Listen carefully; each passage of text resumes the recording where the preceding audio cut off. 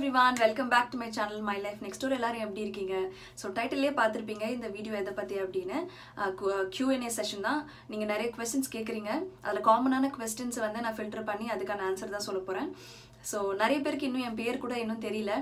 இப்போ new subscribers வந்து உங்க பேர் என்ன ஊர்ல இருந்து வரீங்க, எந்த ஸ்டேட்ல இருக்கீங்க அப்படினு கேக்குறாங்க. So அவங்களுக்காக தான் மெயினா இந்த வீடியோ பண்றேன். and கொஞ்சம் சின்ன சின்ன விஷயங்கள் வந்து என்ன பத்தி கொஞ்சம் பிரீஃபா சொல்லலாம் அப்படினு தான் இந்த வீடியோ. So first என் பேர் வந்து லக்ஷ்மி பிரியா. எனக்கு வந்து ஒரு தங்கச்சி ஒரு தம்பி இருக்காங்க. தங்கச்சி வந்து MBBS முடிச்சிட்டு MD வந்து செட்நாட் ஹெல்த் சிட்டில பண்ணிட்டு இருக்காங்க இப்போ. தங்கச்சி வந்து பேர் திவ்யா பிரியா. தம்பி வந்து கலைசெல்வன். அவர் வந்து இன்ஜினியரிங் முடிச்சிட்டு இப்போ ஒரு கோர்ஸ் பண்ணிட்டு இருக்காரு. அவர் மெக்கானிக்கல் இன்ஜினியர் இப்போ. அண்ட் நான் தான் ஃபர்ஸ்ட் பொண்ணு. ஸோ நாங்கள் 5 பேர் தான் ஃபேமிலியில். எனக்கு வந்து 2015ல கல்யாணம் ஆச்சு. அப்புறம் உடனே இங்கே வந்துட்டேன் யூஎஸ்க்கு. ஸோ இங்கே யூஎஸ்க்கு வந்து ஒரு 4 இயர்ஸ் ஆகுது, க்ளோஸ் டு 4 இயர்ஸ். டிபெண்டன்ட் வீசாவில் தான் வந்தேன். டிபெண்டன்ட் வீசாவில் வர்றவங்களுக்கு எப்படி இருக்கும்னு நிறைய பேருக்கு தெரியுங்க. இந்த யூஎஸில் இருக்கிறவங்களுக்கு இப்போ தான் ஒர்க் வீசா கிடச்சிருக்கு. நிறைய பேர் கேட்டிருந்தீங்க ஒர்க் பண்ணுறீங்களா அப்படின்னு. வீட்டில் தான் இருக்கேன், ஃபுல் டைம் மாமா தான் இருக்கேன். அண்ட் சைட் பை சைட் நான் ஜாப் சர்ச் பண்ணிகிட்ருக்கேன், பார்க்கலாம் எப்படி அப்படின்னு. ஆனால் இந்த வீசாவில் என்னெல்லாம் நடக்கலாம். ஸோ அதெல்லாம் நான் ரொம்பலாம் அதை பற்றி நான் ஸ்ட்ரெஸ் பண்ணலை. எனக்கு ஃபுல் டைம் ஜாப் வந்து பாப்பா பார்த்துக்கிறது அண்ட் டைம் பாஸ்க்கு யூடியூப் பண்ணுறேன். ஸோ இதுதான் என்னோடய ஃபுல் டைம் ஜாப் இப்போது. அண்ட் ஸோ என்னென்ன கொஸ்டின்ஸ் அப்படிங்கிறத நான் எழுதி வச்சுருக்கேன், மோஸ்ட்டாக என்ன கேட்குறீங்க அப்படின்னு. ஸோ அதுதான் நான் இப்போது ஒன்று ஒன்றா சொல்ல போகிறேன். ஃபர்ஸ்ட் வந்து நீங்கள் ரொம்ப பொறுமையாக ரொம்ப அமைதியாக பேசுகிறீங்க, நீங்கள் நேச்சுரலாகவே ரொம்ப பொறுமையான பொண்ணா அப்படின்னு கேட்குறாங்க. அடிப்படையில் நான் ரொம்ப பொறுமையான பொண்ணு தான். ஆனால் ரீசெண்ட் டைம்ஸில் தான் நான் எல்லாத்துக்கும் பொறுமையாக இருக்கக்கூடாது அப்படிங்கிறத தெரிஞ்சுக்கிட்டேன். ஸோ அது எல்லாருக்குமே ஒரு ஃப்ரீக்குவன்சி, ஒரு பிரேக்கிங் பாயிண்ட்னு இருக்கு இல்லையா? அந்த பிரேக்கிங் பாயிண்ட்டை யார் ரீச் பண்ணாலுமே வந்து கோவம் வரும். ஸோ நான் வந்து ஃபர்ஸ்ட்லாம் எப்படி இருந்தேன்னா, என்னோடய செல்ஃப் ரெஸ்பெக்டை விட்டு கொடுக்குற அளவுக்கு வரைக்கும் நான் பொறுமையாக இருந்தேன். அந்தளவுக்கு எனக்கு வந்து நைவாக இருந்தேன்னு கூட சொல்லுவாங்க. கொஞ்சம் எப்படி சொல்ல, சூதுவாது தெரியாத பொண்ணுன்னு சொல்லுவாங்க இல்லையா, அந்த மாதிரி இருந்தேன். பட் ஆனால் ரீசெண்ட் டைம்ஸில் தான் வந்து கொஞ்சம் கொஞ்சமாக மாறிட்டேன் நானே. எனக்கு தெரிய வந்தது இப்படிலாம் இருக்கக்கூடாது, தப்பாக இருக்குது, யாராவது தப்பாக எதாவது செய்கிறாங்கன்னா திருப்பி கேட்கணும், திருப்பி பேசணும் அப்படிங்கிறத நான் இப்போ தான் தெரிஞ்சுக்கிட்டேன். ஆனால் என்னோட பொறுமையை நான் இழக்கல. எந்தெந்த விஷயத்துக்கு பொறுமையாக இருக்கணும், எந்தெந்த விஷயத்துக்கு பொறுமையாக இருக்கக்கூடாதுங்க அப்படிங்கிறத தெரிஞ்சுக்கிட்டேன்.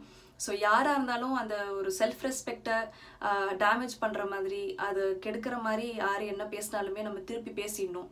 அது வந்து கடவுள் பார்த்துப்பாருன்னு நானும் இருந்துட்டேன். எல்லா விஷயத்துக்குமே கடவுள் வந்து அவர் வந்து சிச்சுவேஷன் தான் தருவார். உங்களை ப்ரூவ் பண்ணிக்கிறதுக்கு ஒரு சூழ்நிலை சிச்சுவேஷன்லாம் உங்களுக்கு அவர் தருவார். அதை நம்ம வந்து ப்ரூவ் பண்ணிக்கிறது நம்ம கையில் தான் இருக்குது. எல்லாத்தையும் நம்ம கடவுள்கிட்ட விட்டுறக்கூடாது. அண்ட் அப்படின்றத நான் தெரிஞ்சுக்கிட்டேன் பர்சனலி. ஸோ இதுதான் நான் தெரிஞ்சுக்கிட்டது. நான் எதுக்கு பொறுமையாக இருக்கணும், எதுக்கு பொறுமையாக இருக்கக்கூடாது அப்படிங்கிறது தெரிஞ்சுக்கிட்டேன். அவ்வளோதான். இதுதான் அந்த பதிலுக்கான ஆன்சர். ஸோ நெக்ஸ்ட் கொஸ்டின் என்னன்னா, ஏன் அண்ணா வந்து நிறைய வீடியோஸில் வரமாட்டேங்கிறாரு அப்படின்னு. அண்ணா வந்து more of behind the camera person. அவருக்கு வந்து கேமரா முன்னாடி இருக்கிறது அவ்வளோ கம்ஃபர்டபுளாக இல்லை. அவர் சொல்லுவார், நீ பண்ணு, உனக்கு பிடிச்சதை நீ பண்ணு. அவர் டாபிக்லாம் சஜஸ்ட் பண்ணுவார், இதை பண்ணு, யாரும் பண்ணாததை பண்ணு அப்படின்னு சொல்லிட்டே இருப்பார். ஸோ இந்த ஐடியாஸ் தர்றது அந்த மாதிரி விஷயம்லாம் நல்லா பண்ணுவார். ஸோ அதனால தான் அவர் வர மாட்டேங்கிறாரு. இப்போ வந்து தேர்ட் கொஸ்டின் வந்து, அக்கா நான் ரொம்ப நாளாக ஹோம் டூர் கேட்டுட்ருக்கேன், ஏன் எப்போக்கா போடுவீங்க அப்படின்னு கேட்குறாங்க. சாரிங்க, நானும் ஹெசிடேட் பண்ணிகிட்டே இருக்கேன் அது பண்ணுறதுக்கு. ஏன்னா இல்லை, காட்டுறதுக்கு ஒன்றும் பெருசாக இல்லைங்க வீட்டில். நான் இப்போ ரெண்டட் அப்பார்ட்மெண்ட்டில் தான் இருக்கோம். ஸோ அதனால் பேசிக்கான ஐட்டம்ஸ் எல்லார் வீட்லேயும் இருக்கிற மாதிரி, அதே சோஃபா, சேரு, டேபிள், பெட்டு, டிவி இதெல்லாம் தான் இருக்குது. ஸோ நமக்கே தெரியும் இல்லையா, நம்ம வீட்டில் இதெல்லாம் இருக்குது, இதெல்லாம் காட்டினா என்டர்டெய்னிங்காக இருக்கும், ஃபன்னாக இருக்கும், யூஸ்ஃபுல்லாக இருக்கும் அப்படின்னு தெரியும் நமக்கே. ஆனால் கண்டிப்பாக எங்கள் வீட்டில் வந்து பேசிக்கான ஐட்டம்ஸ் தான் இருக்குது. காட்டுறதுக்குன்னு ஒன்றும், அது ஒரு வீடியோவாக காட்டுறதுக்கு ஒன்றும் பெருசாக இல்லை. ஸோ அதனால தான் நான் காட்டாமல் இருக்கேன் இன்னும். ஸோ ஹோம் டூர் வந்து எல்லாரும் போடுறாங்கன்னு நம்மளும் போடணும்னு அவசியம் இல்லைல்ல. அது வந்து யூஸ்ஃபுல்லாக இருந்தால் போடலாம், இல்லைனா சும்மா எதுக்கு காட்டிக்கிட்டு அப்படின்னு நான் போடலை. தயவு செஞ்சு கோச்சிக்காதீங்க. நிறைய ஹோம் டூர்ஸ் வந்து நீங்கள் பார்த்துருப்பீங்க, அவங்களுக்கு காட்டுறதுக்கு நிறைய விஷயம் இருக்கும். ஏன்னா அவங்க வீடு அழகாக இருக்கும், பெருசாக இருக்கும், பொருள் நிறையா இருக்கும். ஸோ காட்டுறதுக்கு என்டர்டெய்னிங்காக இருக்கும், பார்க்குற உங்களுக்கும் வந்து யூஸ்ஃபுல்லாக இருக்கும். ஸோ அதுக்காக தான் நான் மெயினாக வந்து நான் காட்டாமல் இருக்கேன். இன்னொரு கொஸ்டின் வந்து ஒருத்தவங்க கேட்டிருந்தாங்க, அக்கா நானும் யூடியூப் சேனல் ஸ்டார்ட் பண்ணலான்னு இருக்கேன், ஏதாவது அட்வைஸ் இருந்தால் கொடுங்கக்கா அப்படின்னு கேட்டிருக்காங்க. இது நான் தரலாமான்னு தெரில. ஏன்னா நான் அவ்வளோ ஃபேமஸ்லாம் ஐ மீன் இன்னும் நல்லா சப்ஸ்கிரைபர்ஸ் ஏர்ன் பண்ணலை. பட் அதுக்கும் இதுக்கும் சம்மந்தம் இல்லைன்னு நான் நினைக்கிறேன். நான் இப்போ ஆரம்பித்து ஒரு 1 year கிட்ட ஆக போது, மேலே ஆரம்பித்தேன் போன வருஷம்.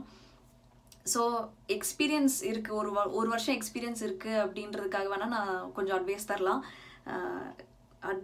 யூடியூப் சேனல் இந்த வருஷம் ஓப்பன் பண்ணுறீங்கன்னா ரொம்ப ரொம்ப நல்லது. இப்போ தான் ஸ்டார்டிங் ஒரு 1 year தான் இந்த யூடியூப்புங்கிறது ரொம்ப பூமிங் ஆகிட்டு வருது. எல்லாருமே நிறைய பேர் ஆரம்பிக்கிறாங்க வீட்டில் இருந்தே.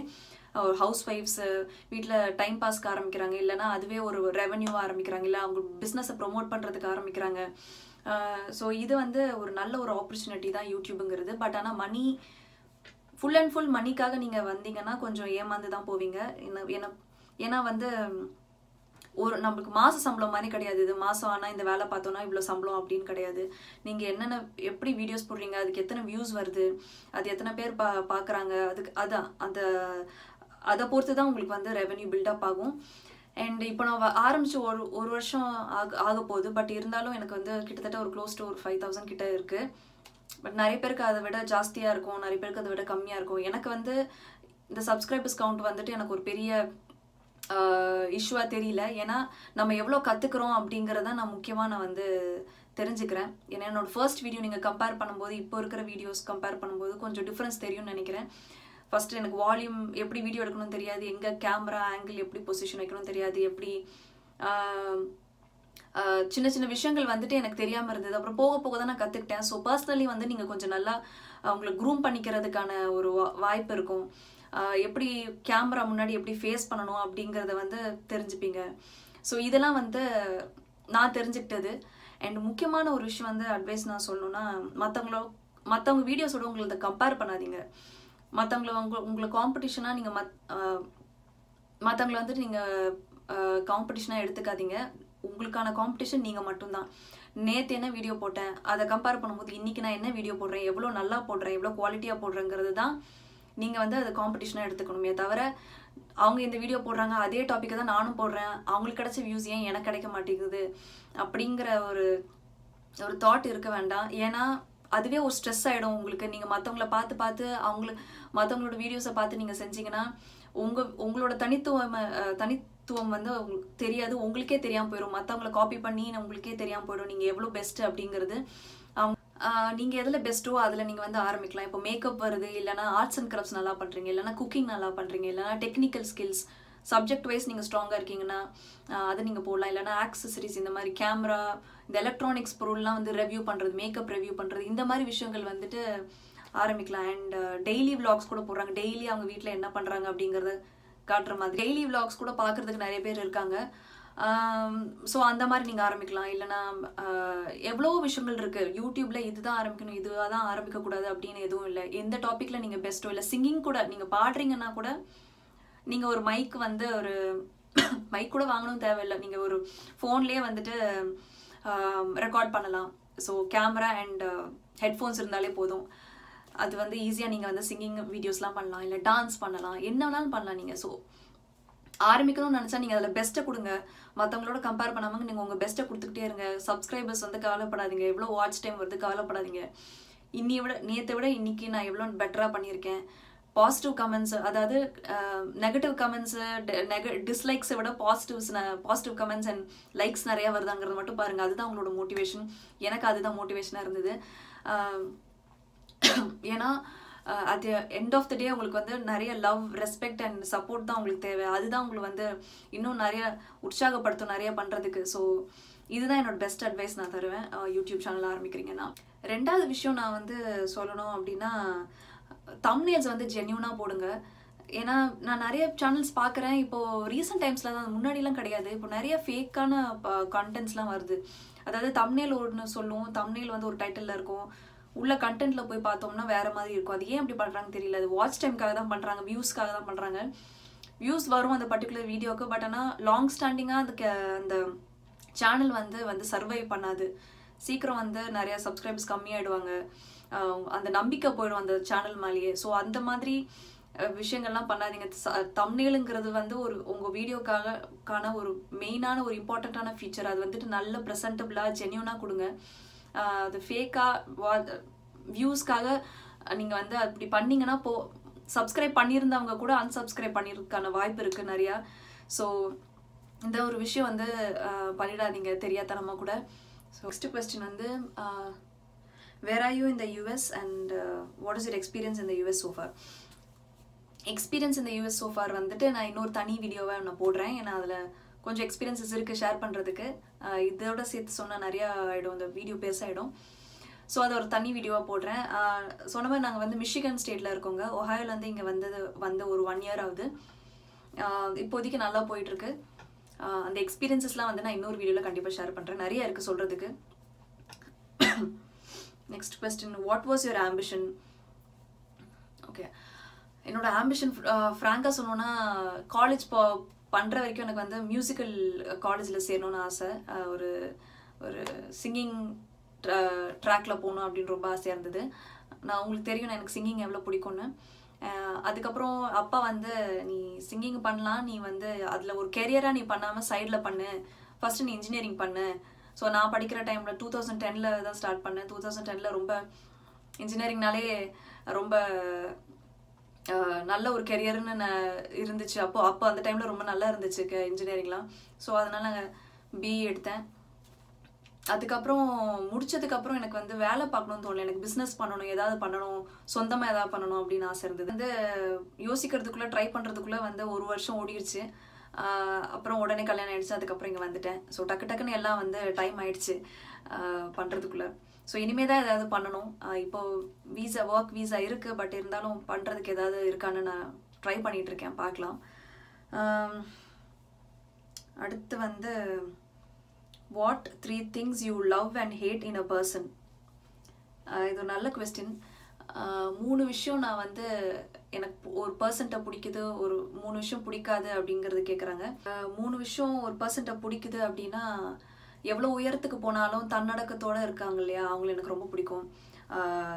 எந்த ஒரு தலக்கணமும் இல்லாமல் அப்படி இருக்கிறவங்கள எனக்கு ரொம்ப ரொம்ப பிடிக்கும். ரொம்ப அட்மையர் பண்ணுவாங்களெல்லாம். எப்படி அவ்வளோ உயரத்துக்கு போனாலும் அந்த ஒரு கர்வமோ அந்த ஒரு இது இல்லாமல் இருக்காங்க அப்படிங்கிறத நான் வந்து தலைக்கு எதுவுமே கொண்டு போகாமல் எப்படி அவ்வளோ சாந்தமாக இருக்காங்க அப்படிங்கிறத அந்த ஒரு குவாலிட்டி எனக்கு ரொம்ப பிடிக்கும் ஒரு பர்சன்ட்டை. அப்புறம் வந்து மனசார மற்றவங்கள பாராட்டுறது. இது வந்து நிறைய பேருக்கு அது இருக்குமான்னு தெரியல. அந்த மாதிரி ஒரு குவாலிட்டி வந்து ஒரு பர்சன்ட்டை இருக்கிறது வந்து நான் ரொம்ப வியப்பாக பார்க்குறேன். மற்றவங்க இப்போ வந்து நிறைய நெகட்டிவிட்டி இருக்கிற வேர்ல்டில் வந்து இந்த உலகத்தில் வந்து பாசிட்டிவான விஷயங்களை பார்க்குறது ரொம்ப கஷ்டமாக இருக்குது, ரொம்ப ரேராக இருக்குது இப்போது. ஸோ அதனால் மற்றவங்க நல்லா இருக்கணும் அப்படின்னு மனசார யார் பாராட்டுறாங்களோ அவங்கள வந்து நான் ரொம்ப அட்மையர் பண்ணுறேன். ஸோ அந்த ஒரு விஷயம் எனக்கு 2வது விஷயம் பிடிக்கும். மூணாவது வந்து எதுவுமே எதிர்பார்க்காம மற்றவங்களுக்கு ஹெல்ப் பண்ணுறது. ஸோ எதுவுமே நிறைய பேர் வந்து இதை எதிர்பார்ப்பாங்க. இது நல்லது செஞ்சாலுமே வந்து இது நான் இவங்க இது செஞ்ச நாள் பின்னா அவங்க நம்மளுக்கு உதவி செய்வாங்க அப்படின்னு தன்னலமற்ற சர்வீஸ், அதாவது உதவி யார் பண்ணுறாங்களோ அவங்கள எனக்கு ரொம்ப பிடிக்கும். ஸோ இந்த ஒரு 3 விஷயம் வந்து எனக்கு ரொம்ப ரொம்ப பிடிக்கும் ஒரு பர்சன்ட்டை. பிடிக்காத விஷயம்னா மற்றவங்கள பார்த்த உடனே ஜட்ஜ் பண்ணிடுறது. யார் என்ன ஏது, அவங்க பாஸ்ட் என்ன, அவங்கள பற்றி எதுவுமே தெரியாது. பட் ஆனால் ஒருத்தவங்களோட ட்ரெஸ்ஸு நடை உடை பாவனை அதை பார்த்த உடனே இவங்க அப்படிதானா அப்படின்னு நம்ம ஜட்ஜ் பண்ணுறது வந்து எனக்கு பிடிக்காது. அது ஒரு விஷயம் வந்து எனக்கு ரொம்ப கொஞ்சம் பிடிக்காத விஷயம்னா அது ஃபஸ்ட்டு ஒரு விஷயம். அது மற்றவங்கள வந்து தெரியாமல் வந்து ஜட்ஜ் பண்ணுறது. 2வது விஷயம் வந்து என்ன சொல்கிறது, ரொம்ப வந்து தன்னை பற்றி ரொம்ப தற்பெருமை பேசுகிறவங்கள எனக்கு வந்து கொஞ்சம் அநாயகமாக இருக்கும். அது எனக்கு கொஞ்சம் பிடிக்காது இருக்குது. அதுதான் நான் சொன்னேன் ஃபஸ்ட்டு பாயிண்ட்டு. நான் ரொம்ப எவ்வளோ உயரத்துக்கு போனாலுமே வந்து தன்னடக்கத்தோடு இருக்கிறவங்கள தான் எனக்கு பிடிக்கும் அப்படின்னு சொல்லலாம். அதுதான் இந்த பாயிண்ட். அதுதான் ரொம்ப தற்பெருமை பேசுகிறவங்கள எனக்கு பிடிக்காது. ஸோ அவங்ககிட்ட இருந்து கொஞ்சம் நான் விலகியே இருப்பேன். 3rd வந்து மற்றவங்களை ஈஸியாக மட்டம் தட்டுறது. எந்த ஒரு ஹியூமனுமே இன்னொரு ஹியூமன் வந்து நீ இதுக்கு சரியில்லை, நீ கேப்பபிள் இல்லை, உனக்கு இந்த அபிலிட்டி இல்லை அப்படிங்கிறதுக்கு சொல்கிறதுக்கு யாருக்குமே எந்த ரைட்ஸும் கிடையாது. அப்பா அம்மாவாக இருந்தாலுமே சரி, அவங்க இப்போ பசங்களை வந்துட்டு ஈஸியாக வந்துட்டு நீ அதுக்கு சரிப்பட்டு வர மாட்ட, நீ அதை செய்ய மாட்ட, அது வராது உனக்கு அப்படின்னு நெகட்டிவாக சொல்கிறதுக்கு வந்து யாருக்குமே எந்த ரைட்ஸும் கிடையாது என்னை பொறுத்த வரைக்கும். ஸோ ஒருத்தவங்களோட உங்களுக்கு தெரிஞ்ச விஷயம் மற்றவங்களுக்கு தெரியாது, மற்றவங்களுக்கு தெரிஞ்ச விஷயம் உங்களுக்கு தெரியாது. ஸோ யாரையும் வந்து ஈஸியாக புட் டவுன் பண்ணுற மாதிரி யாரையும் உனக்கு இது வராது, நீ இதை செய்ய மாட்ட அப்படின்னு யாரையும் மட்டம் தட்டி பேசுறது வந்து எனக்கு வந்து அந்த ஒரு பர்சன்ட்டை பிடிக்காத விஷயம். அது இந்த 3 விஷயம் எனக்கு வந்து பிடிக்காது.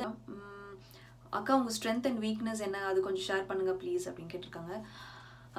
நிறைய பேர் அந்த செல்ஃப் லவ் வீடியோ பார்த்துட்டு இந்த மாதிரி கொஷின்ஸ் நிறைய பேர் கேட்குறீங்க, ரொம்ப ஹாப்பியாக இருக்குது. இந்த மாதிரி வீடியோஸ் நிறைய போடணும்னு நிறைய பேர் சொல்லியிருக்கீங்க. கண்டிப்பாக அது போடுறேன். ரொம்ப மோட்டிவேஷ்னலாக இருக்குது இந்த மாதிரி வீடியோஸ்லாம் உங்களுக்கு பிடிச்சிருக்கு அப்படின்னு. என்னோட ஸ்ட்ரென்த் அப்படின்னா ஸ்ட்ரென்த் அண்ட் வீக்னஸ் ரெண்டுமே எனக்கு ஒன்று தான். நான் எதுவுமே வந்து சீரியஸாக எடுத்துக்க மாட்டேன். அது வந்து பாசிட்டிவாகவும் எடுத்துக்கலாம், அது நெகட்டிவாகவும் எடுத்துக்கலாம். ரெண்டுமே எனக்கு அது பாசிட்டிவ் அண்ட் நெகட்டிவ்னு சொல்லுவேன் நான் அது. ஏன்னா லைஃப் வந்து நான் ரொம்ப சீரியஸாக எடுத்துக்க மாட்டேன். கொஞ்சம் சில விஷயங்கள் வந்துட்டு அசால்ட்டாக விட்டுருவேன். நான் அசால்ட்டு தனம் கொஞ்சம் ஜாஸ்தி. பார்த்துக்கலாம், பண்ணிக்கலாம், அப்புறம் பண்ணிக்கலாம், என்ன நடந்துட போகுது அப்படின்னு ஒரு கொஞ்சம் அசால்ட்டு தனம் இருக்குது. அதை நான் மாற்றிக்கணும்னு நினைக்கிறேன்.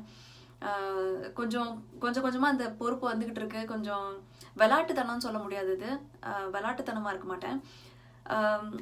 எப்படி சொல்கிறது, ரொம்ப சீரியஸாக இருக்க மாட்டேன். அதையே நினச்சிட்டு ரொம்ப சீரியஸாக அந்த மாதிரி விஷயத்த தான் நான் சொல்கிறேன். ரொம்ப சீரியஸாக இருக்க மாட்டேன்னு சொல்கிறேன். லைஃப் வந்து கொஞ்சம் அப்படியே ஒரு ஜேர்னி மாதிரி நடக்கிறது நடக்கட்டும், பார்த்துக்கலாம் அப்படிங்கிற ஒரு தெம்பு, ஒரு தெரியல அது என்னென்ன ஸ்ட்ரென்த்தாக கூட எடுத்துக்கலாம், அது வீக்னஸாக கூட எடுத்துக்கலாம். ஸோ அதுதான் நான் சொல்லுவேன். மாமனே உன்னை காணாம மத்தியில் சோறு உண்ணாம பாவின பருத்தினாரா போனேனே, காகுந்தா கத்தி போனாலும் கதவுதான் சத்தம் போட்டாலும் உன் முகம் பார்க்க ஓடி வந்தேனே, ஒத்தையில் ஓடக்கரையோரம் கத்தியே உன் பேர் சொன்னேனே, ஒத்தையில் ஓடோரையோரம் கத்தியே உன் பேர் சொன்னேனே, அந்த ரயில் தூரம் போனது நேரம் ஆனதும் கண்ணீர் விட்டேனே, முத்து மாமா என்ன விட்டு போகாதே, என் ஒத்த உசுர போனா மீண்டும் வாராதே, அத்தங்கர மரமே அரசமல இலையே ஆலமர கிளையே அகிலிறங்கும் கிளியே, ஓடக்கர உறவத்தில ஒருத்தி யாரே இவன் வெளிச்சனு கிர பருத்தி தாவி வந்த சங்கதியில் வந்த முகமா, தாவணிக்கு வந்த ஒரு நந்தவனமா, உள்ள சொந்தம் என்ன விட்டு போகாதே, அட ஓட தண்ணி உப்பு தண்ணி ஆகாது. ஸோ உங்களுக்கு இந்த வீடியோ பிடிச்சிருக்கு நம்புகிறேன். நிறைய பேருக்கு அது கொஞ்சம் போர் அடிக்கிற மாதிரி இருந்ததுன்னா ஐம் சாரி. நிறைய பேர் கேட்டிருந்த கொஷின்ஸை நான் வந்து கொஞ்சம் ரீசனபிளாக ஆன்சர் பண்ணியிருக்கேன்னு நினைக்கிறேன். ஸோ உங்களை இன்னொரு வீடியோவில் நான் கண்டிப்பாக சந்திக்கிறேன். டில் தென் டேக் கேர், பாய்.